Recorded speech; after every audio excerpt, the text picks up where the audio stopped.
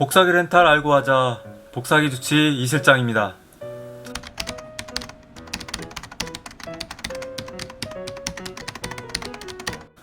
오늘은 복사기 렌탈 업체 선정하면서 확인해야 할 5가지에 대해서 말씀드리겠습니다. 이 영상을 보시는 분들은 어떤 것들을 확인하시나요? 최저가면 바로 오케이신가요? 오케이?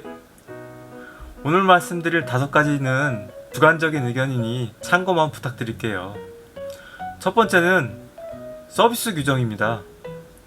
우선 국내 렌탈 시장에 대해서 아실 필요가 있어요. 국내에 복사기를 유통하는 제조회사는 캐논, 리코, 제록스, 미놀타, HP, 삼성 등등 다수가 있는데요. 만약 구매를 한다고 하면은 제조사를 믿고 생각 없이 구매해도 상관없습니다. AS 받으실 때 조금은 차이가 있겠지만 문제가 될 정도의 차이는 없거든요. 하지만 렌탈은 다릅니다. 렌탈사가 해당 제품을 구매해서 고객사에게 렌탈을 진행하게 되는데, 문제는 국내에 메이저급 렌탈 회사가 존재하지 않아요. 대부분 중소업체들이 렌탈을 하고 있는데요. 렌탈사마다 서비스 규정이 제각각이거든요. 규정 자체가 없는 경우도 많아서 분쟁이 많이 발생합니다. 그래서 꼭 서비스 규정을 확인하라고 말씀드리고 싶습니다. 두 번째는 제품입니다. 렌탈사가 어떤 제품을 렌탈하고 있는지 꼭 확인을 하셔야 됩니다. 중소업체들이 대부분 운영하다 보니까 자기의 입맛에 맞는 일부 선호하는 제품만 다루는 경우가 많습니다. 어떤 분들은 이렇게 말씀하실 거예요. 제품이 거기서 거기 아니야? 아닙니다. 제조 기술이 상향 평준화 됐다고 하지만 품질의 차이가 꽤 있더라고요. 내구성, 사용 스펙, 수명 다 제각각입니다.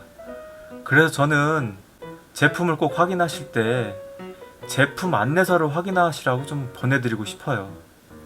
세 번째는 가격입니다. 가격은 제가 말씀드리지 않아도 당연히 많이 알아보시고 가장 중요시하는 요소긴 한데, 우리가 가격을 알아보실 때 이게 어느 회사 제품인지, 새 제품인지 중고 제품인지, 그리고 내가 원하는 사용 매수에 맞는, 계약 기간에 맞는 이런 상황들을 고려해서 가격을 비교하셔야겠죠. 가격 최저가를 찾는 거는 우리 모두가 다 전문가니까 따로 말씀드리지 않겠습니다. 네 번째는 규모입니다. 현재 렌탈업은 자격증 또는 면허가 필요 없어요. 세무서 가서 사업자 등록만 하면 렌탈 사업을 할 수가 있어요. 진입 장벽이 상당히 낮은 거죠. 그렇다 보니까 전문적이지 못한 경우도 많아요. 때론 사업장도 없이 개인 주택이나 아파트에서 준비 없이 혼자서 렌탈하는 경우도 많이 봤거든요. 그렇다고 소규모 1인 사업자를 비하하는 건 아니에요. 1인이 운영한 사업장이 고객에 대한 배려도 깊고 세심하게 관리를 잘하는 경우도 많습니다. 예를 들어 볼게요. 우리가 외식을 하려고 할 때 식당을 알아보잖아요. 그때 우리는 1인 셰프가 운영하는 예약제 식당을 선호한 분이 계시고, 그렇지 않고 주방장, 보조주방장에 홀서빙 몇 명 있는, 그리고 계산하는 분 별도로 있는, 이렇게 분업화되어 있는 대형 식당을 좋아하시는 분이 계실 거예요. 그건 개인의 성향이니까 어느 게 더 낫다고 할 수 없잖아요. 마찬가지예요. 복사기 렌탈도 규모가 크다고 작다고 어떤 게 좋다고 말씀드릴 수는 없죠. 아무튼 개인의 성향에 맞는 회사를 확인할 필요가 있으신데요. 전 이렇게 좀 권해드리고 싶어요. 사업자 사본하고 4대 보험 가입자 명부를 확인해라 라고 말씀드리고 싶어요. 사업자 사본을 보시면은 개업 연도가 나와 있고요. 개업 연도를 보시게 되면 그 업체의 어느 정도의 경력을 볼 수 있겠죠. 그리고 업태를 보시는 거죠. 업태가 나와 있거든요. 업태를 보시게 되면은 이게 정말 사무기기, 복사기 렌탈을 전문으로 하는 업체인지, 아니면 다른 타 업태를 하면서 같이 일부를 하는 이런 업체인지, 이거 파악이 가능하거든요. 그리고 4대 보험 가입자 명부를 보면은 그 회사의 그 렌탈 업체의 근무 현황을 확인할 수가 있거든요. 그러면 규모가 작은지 큰지, 내가 원하는 그런 성향의 회사인지 확인이 가능하거든요. 5번째는 거리입니다. 서비스 규정 확인했고, 제품 좋고, 가격도 싸고, 규모도 적합한데 거리가 멀다. 이게 가능할까요? 서비스를 부르는 고객 입장에서도 서비스를 나가는 렌탈 업체 입장에서도 부담이 될 수밖에 없죠. 근거리에 위치한 업체 선정이 필요합니다. 저희 같은 경우에는 내비게이션 기준은 1시간 이내에 갈 수 있는 거리까지만 렌탈을 하고 있어요. 그 상황이 막히는 시간대 상관없이 내비게이션으로 1시간 이내에 갈 수 있는 거리. 뭐 도심이라면 1시간 거리가 굉장히 짧은 거리가 될 거고, 외곽이라면은 1시간 거리라도 좀 멀리 갈 수 있겠죠. 온라인 마케팅이 성행하다 보니까 홍보만 하고 홍보 업체는 고객에게 약속을 한 다음에 수수료를 받고 다른 업체에 넘기는 경우가 많거든요.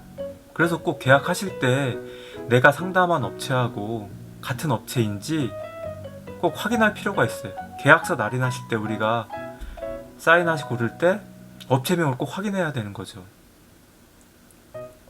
또 계약을 하고 하도급으로 AS를 진행하는 경우도 많이 있어요. 예를 들어서 고객사는 경기도 평택에 있는데 렌탈사는 서울 막 북부에 있는 거예요. 아니면은 저 아래쪽에 뭐 광주에 있거나, 그 거리가 막 2시간 막 이렇게 걸리잖아요. 차가 막히고 그러면 더 걸리고. 그러다 보니까 이렇게 계약을 하고 하도급으로 평택 근처에 있는 업체한테 맡기는 거죠. 그래서 어떤 때는 매번 다른 업체가 오는 경우도 있어요. 오늘은 A 업체, 오늘은 B 업체, 그때그때 하도급을 맡기는 거죠. AS 나올 때만. 그런 것도 있으니까 꼭 거리를 확인하셔야 돼요.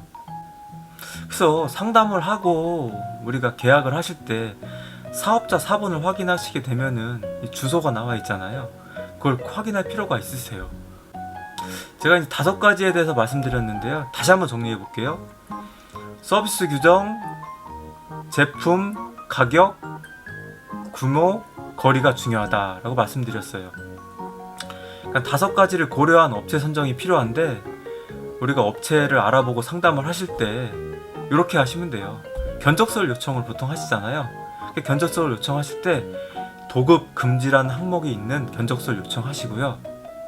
서비스 규정, 제품 안내서, 사업자 사본, 4대 보험 가입자 명부를 첨부해주세요 라고 말씀을 하는 거죠.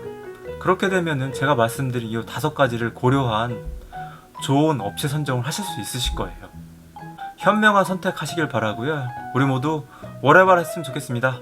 안녕.